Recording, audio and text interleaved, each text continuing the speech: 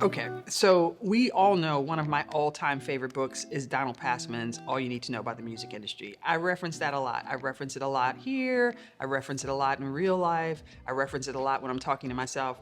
I love that book. Changed my life. One of my favorite things about that book is that it opens in a way that to me is counterintuitive. You would think if you're buying a book about everything, all that you need to know about the music business, it would probably have to start with a series of definitions, a description of structure of the industry, basic things that maybe you don't really want to have to read through, but you got to get through it to get to the good stuff. But instead, he does something genius. Donald Passman opens with about 60 pages discussing and introducing the concept of an artist's team.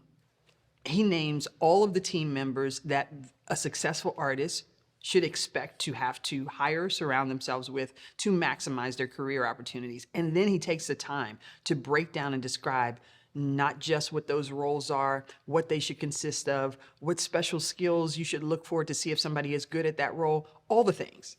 And I admire that so much that he really was focused on giving artists the very best shot at success and then talking about concepts that would help them to be successful.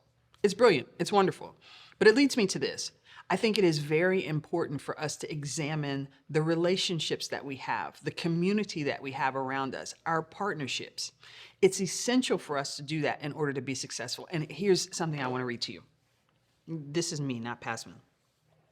There's great wisdom in the decision to prioritize our essential relationships.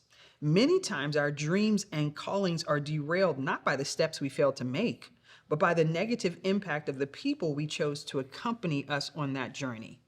Hear me again. Many times our dreams and callings are derailed not by the steps we failed to make, but by the negative impact of the people we chose to accompany us on our journey. And let me be clear about this. I'm not saying the people were negative. I'm saying their impact may become negative because they were not the people called to walk with you in your journey. We have to examine our partnerships. Now, there's biblical support for this. When we look at the life of Jesus, even though certainly he came to save us all, when you look at the way he structured his circles around him, I always like to say he had the 3, the 12, the 70, and the masses. That's how he organized his relationships. There were the 3 disciples that he was the closest to. There were the 12 that he handpicked to follow him. There were the 70 that came alongside, and then there were the masses. And he related to all of them in distinct ways. We have to structure our own lives that way. Who are the most intimate?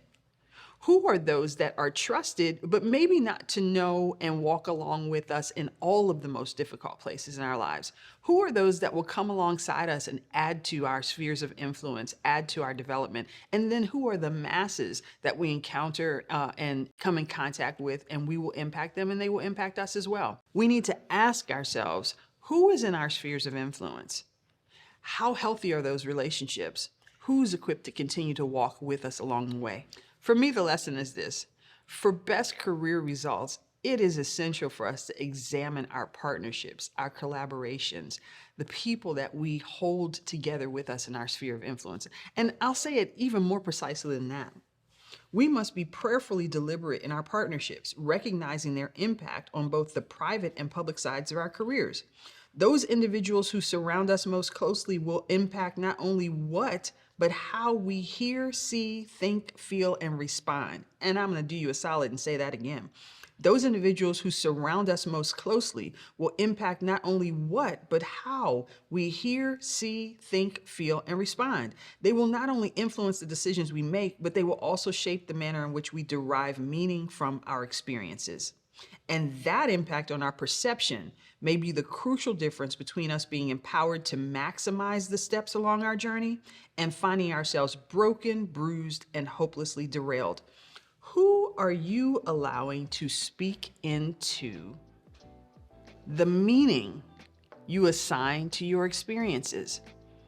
Who are the people who are in your ear telling you what meaning to derive from the experiences you're having in your life and career? It's so essential. It's so essential. Now, I'm gonna leave you to think about that. And the next time we get together, I wanna ask you some hardcore questions to help you to begin to sift through some of these things. More about that next time.